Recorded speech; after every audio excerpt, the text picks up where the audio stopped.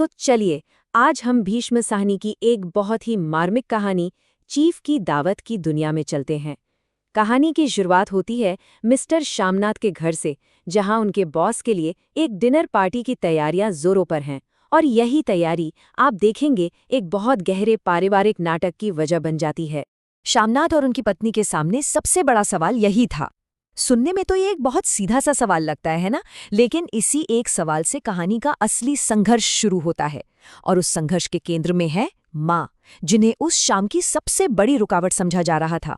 कहानी का पहला हिस्सा माँ को एक इंसान के तौर पर नहीं, बल्कि एक परफेक्ट शाम की रास्ते में आई एक मुश्किल की तरह दिखाता है।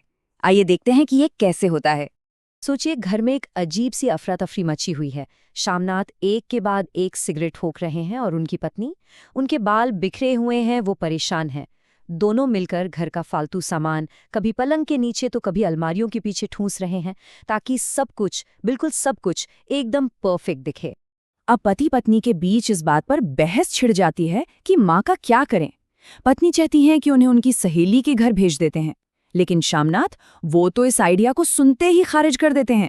उनका हल ये है कि माँ को पूरी तरह से कंट्रोल किया जाए, उन्हें छिपा दिया जाए। इस कहानी में माँ की मौजूदगी को ठीक इसी तरह से देखा जा रहा है। उनके अपने बेटे और बहू के लिए वो उनकी सोशल लाइफ की तरक्की में एक बाधा है, एक ऐसी अड़चन जिसे किसी भी कीमत पर रास्ते से हटाना जरूरी है। तो अब हम कहानी के अगले पड़ाव पर पहुंचते हैं, जहां श्यामनाथ अपनी माँ के होने के हर छोटे बड़े पहलू को उस शाम की स्क्रिप्ट में फिट करने के लिए कंट्रोल करने लगते हैं। श्यामनाथ एक एक करके अपनी माँ को ऐसे अपमानजनक आदेश देते हैं जैसे वो कोई बच्ची हो। वो उनसे उनकी आज़ादी, उनका आत्मसम्मान सब कुछ छीन लेते हैं, और हर निर्देश के पीछे सिर्फ उनका अपना स्वार्थ और डर छिपा है। इस सीन में श्यामनाथ का पूरा ध्यान बस इस बात पर है कि उनकी माँ दूसरों को कैसी दिखेंगी। वो उन्हें एक सादा सा सफ़ेद सलवार कमीज पहनने पर मजबूर करते हैं, जो उनकी नज़र में कम से कम शर्मिंदगी की वजह बनेगा। और फिर माँ का ये जवाब आता है जो दिल को चीर देता है। ये एक लाइन उस गहरे त्याग को सामने ले आती है जो उन्होंने अपने बेटे के लिए किया था। ये एक ऐसा दर्दनाक सच है जिसे श्यामनाथ शायद भुलाना चाहते हैं। श्यामनाथ का गुस्सा और बेचैनी देखिए। माँ के त्याग की सच्चाई उनकी दुखती रग पर हाथ रख देती है, और वो इसे बर्दाश्त नहीं कर पाते। वो उस सच को बस दबा देना चाहते हैं। अब कहानी का फोकस माँ की तरफ आता है, उनकी चिंता की तरफ। वो उस अमेरिकी बॉस से डर रही हैं और अपने बेटे के हुक्म को मानने के लिए मजबूर हैं। वो बस चुपचाप अपनी कुर्सी पर बैठी इंतजार कर रही हैं, दिल में एक अनजाना सा डर लिए। यहाँ से कहानी का क्लाइमैक्स शुरू होता है, वो हिस्सा जहाँ श्यामनाथ की सारी प्लानिंग, सारी तैयारी एक ही पल में टूटकर बिखर जाती है। माहौल एकदम शानदार है, मेहमान खुश हैं, बातें हो रही हैं, और श्यामनाथ अपनी कामयाबी पे फूले नहीं समा रहे। और ये सब कुछ उस कोने में बैठी माँ के अकेलेपन और डर से कितना अलग है। ये वो पल था जिसका श्यामनाथ को डर था। उनकी बड़ी मेहनत से बनाई गई इज्जत की दीवार एक ही झटके में बिखर जाती है, और उनका पहला रिएक्शन क्या होता है? गुस्सा। उन्हें लगता है कि उनकी पूरी शाम बर्बाद हो गई। लेकिन यहीं कहानी में एक जबरदस्त मोड़ आता है। चीफ की प्रतिक्रिया वैसी बिल्कुल नहीं होती जैसा श्यामनाथ ने सोचा था। उनकी हमदर्दी भरी ये एक लाइन पूरी सिचुएशन को एक तबाही से एक दिलचस्प लम्हे में बदल देती है। और इसके बाद तो घटनाएं इतनी तेजी से घटती हैं कि आप देखते रह जाएंगे। माँ, जो अब तक एक बाधा थीं, अचानक मेहमानों के मनोरंजन का सामान बन जाती हैं, एक ऐसी चीज जिसका सबके सामने प्रदर्शन किया जा रहा है।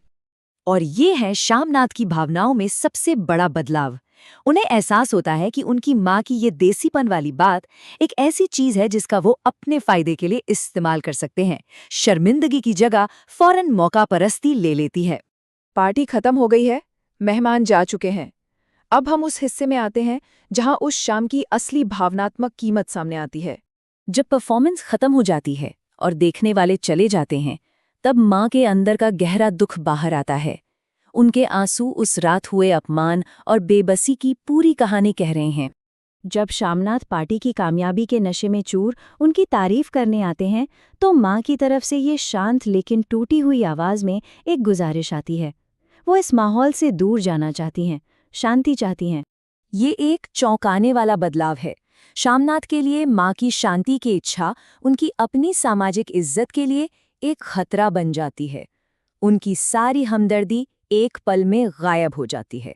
और अब हम कहानी के आखिरी और शायद सबसे ज्यादा दिल दुखाने वाले सौदे पर आते हैं, जहां एक माँ के फर्ज को उसके बेटे की तरक्की की खातिर फिर से गढ़ा जाता है।